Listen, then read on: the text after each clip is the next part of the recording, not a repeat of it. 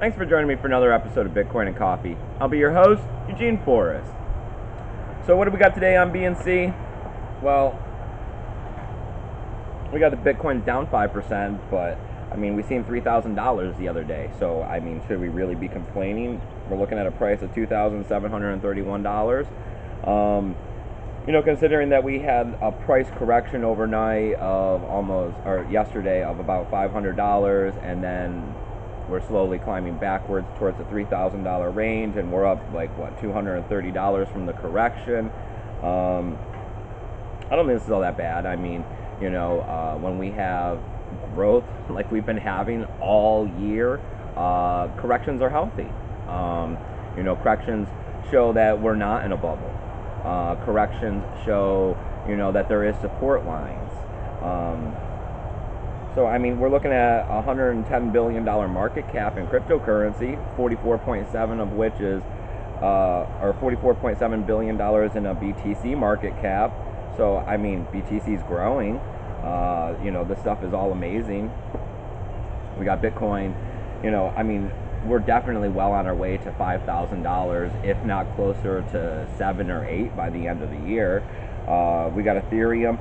Pretty much today we got red across the entire board. We've seen such growth yesterday that we got corrections pretty much in everything. And, like I've said before, high tide raises all ships, and, when the water goes out, boats all come down.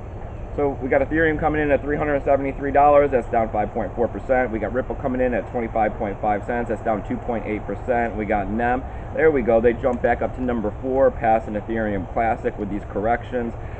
They're coming in at 20.6 cents, that's down 4.5%.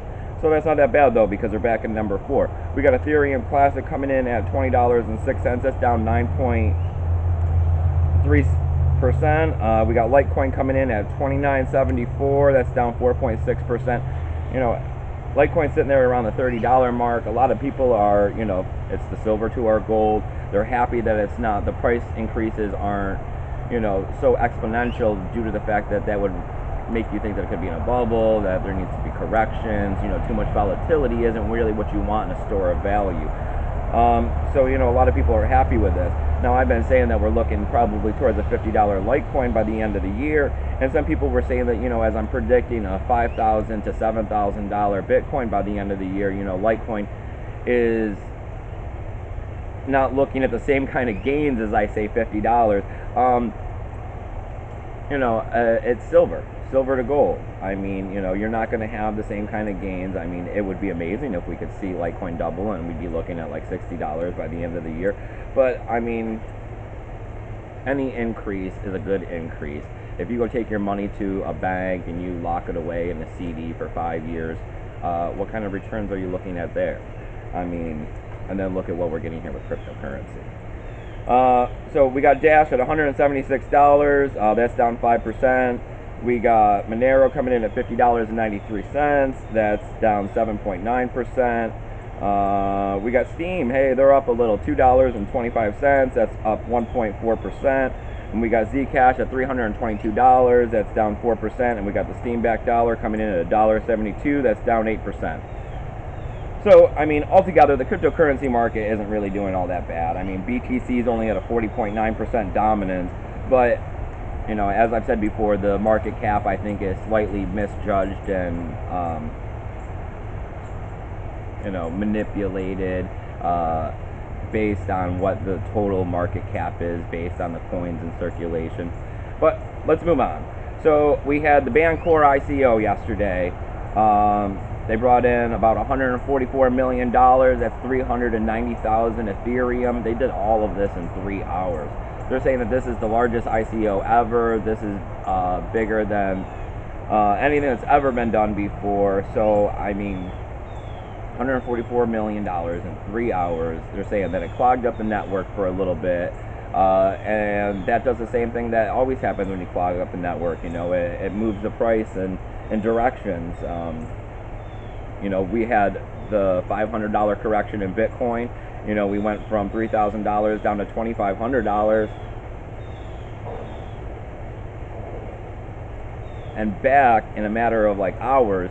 And due to this, Coinbase was flooded with overwhelming number of users. And when this happened, Coinbase was unable to handle it, so they ended up shutting down. When you went to the screen, it said shut down due to maintenance. This pretty much was due to the overrun of customers. When I just checked a little while ago this morning, Coinbase for me was back up and running. I did see that it was down yesterday when I went to go check it. So because of this, I've added a tool in the links below. So it says Coinbase status. You can go click there and it'll tell you the status of all the different parts of Coinbase, and if the problem is very severe, it'll be in red, orange, like that. And then the last little bit of news I got here for you guys is that the Jax wallet, people are saying that there's a flaw with the wallet, that there's the potential of getting someone else's 12 keys. Jax has released a news thing on it saying that there's not really a problem with the wallet. The wallet is designed in a certain way to have accessibility and usability, that there is a small potential for it, but the way that it's recommended is for you to set a PIN code for sending. So, I mean, I don't know, Jax wallet is supposed to be a hot wallet. I mean, you're not supposed to be keeping, I think the part of the article said some guy had $400,000 worth of Ethereum plastic in it and that was stolen. That's ridiculous. Why would you have $400,000 on your Jax wallet and be carrying it around in your phone? I mean, accessible through your phone. You get yourself a hard wallet for that kind of money, or you go do something different than put it on your phone. You don't leave that kind of money on an exchange. As part of the cryptocurrency future is that you're responsible for your money. You're making it yourself in leaps and bounds. Well, you also have to protect it in leaps and bounds as well. There's both ends of the spectrum, and you're responsible for both of them when it comes to cryptocurrency. So, I mean, that's why I'm always saying to get a hard wallet if you have over a couple $100. If not, there are other ways, paper wallets, Exodus. I mean, there's a whole list down there in the links below of wallets and different case scenarios to protect your cryptocurrency. Just like with Coinbase going out, what if you really needed to be able to access it for something, during those times and you were unable to? Well, if you had it, you would just open up your wallet or upload it to another wallet. You gotta do what you gotta do when it comes to cryptocurrency, right? You gotta make it however you can make it, and you gotta protect it however you can protect it, because there's a lot of people out there trying to get it. I mean, we were looking at $1,000 Bitcoin at the beginning of this year. We just hit $3,000, so that means that's 3 times the value. I mean, just imagine what this stuff is going to be worth in the future. Everybody's looking at it, and everybody can see that this kind of stuff is happening, that cryptocurrency is exploding. And it's so hard to get your hands on it without just going out and trading, US dollars for it. And US dollars are hard to come by as is. So that's why people are pulling these scams and trying to hack and, do whatever devious people do to get rich. But, cryptocurrency is going to make millionaires, and this is one of the most easiest ways to go about making money, because you're never going to get rich working for someone else punching a time clock from 9 to 5. You don't have enough hours in your life to become a millionaire, and then the only person that's going to end up suffering is you and your family if you try. So, I mean, you guys are all doing great by investing in cryptocurrency. You just got to do what's right and make sure you keep it safe and, invest wisely. A lot of cryptocurrency is new and it's very unpredictable. Don't invest in things that you're not aware of or understand fully.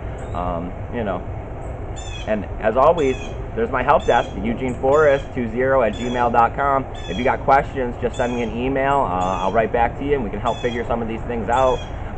But buying cryptocurrency and just holding strong through certain times of, low periods is probably one of the best things you can do towards, getting a better financial future. That's what I'm doing here is I'm just, packing away BTC and Litecoin and holding a few other cryptos for long-term investment, and I'm just saving away for retirement. So if you like everything we got going on here on Bitcoin and Coffee, you need to hit that subscribe button. We're growing. It's blowing up around here. We got Steam. We're on there. I'm trying to upload my videos over there whenever I can. That's going great. I'm over 1,000 subscribers. I think I'm almost 1,050 there now. If you get a chance, go over there, check out my posts, upvote them when you can. It's a great way for me to make a couple bucks, and if I can make a couple bucks, that allows me to be able to keep doing this for you guys. This does take a bit of time. And, you know, equipment's getting better. I hope you guys have noticed that. I've been using the new camera. I got a nice tripod. I know that the audio is still off a little bit. I'm looking towards getting a mic. So back to Bitcoin and Coffee, we got all sorts of affiliation codes down there and tools to help you guys navigate these cryptocurrency markets. I got links down there to get you over to HW crypto wallets that can get you a hard wallet. Right now they're saying that if you order the Ledger Nano that you should be able to get one later on this month. I think they said that the 18th is when they're going to start shipping. I also have affiliation codes down there to get you on Amazon, so you can get yourself like crypto coffee mugs and t-shirts. You can also buy mining equipment on there, and there's also all kinds of hard wallets.